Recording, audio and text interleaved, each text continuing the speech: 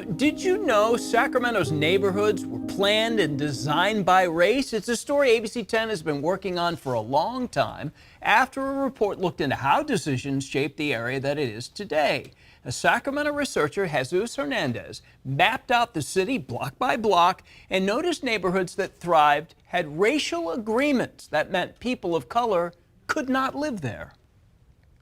Then I started comparing it to everything like education and housing and health, and all the social ills wound up in this north-south pattern of race and poverty.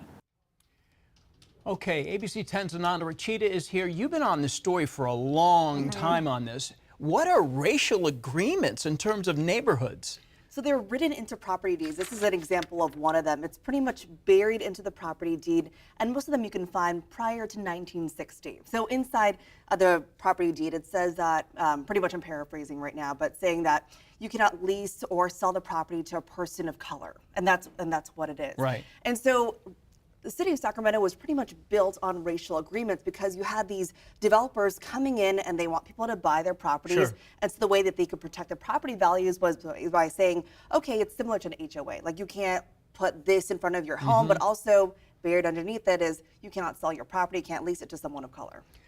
I've been in this city since 1988. I had no idea that it was mapped out this way. Was there one particular nugget where you went like, holy cow, how did they get away with this? I think it's just, so when I first came to Sacramento, you just love the trees, right? I mean, Right. that's the biggest example. I mean, we were considered the city of trees. And little did I know that it goes back to when these developers were going into these neighborhoods and advertising them. They were advertising these neighborhoods had thousands of trees invested, East Sacramento, Land Park. And makes you go, okay, that's really beautiful now, but someone who looks like me couldn't even purchase the home here, couldn't even live here decades ago. So when did all this stop in terms of it actually being written in the fine print? So it stopped in about 1960s. Okay, so that was that. Okay. Is there any way of rewriting this in terms of maybe even on fringe areas, at least starting to blend some of these neighborhoods together where they're not, you're here, I'm here? So that gets tricky. So this was all requested through a city report for the general plan for 2040.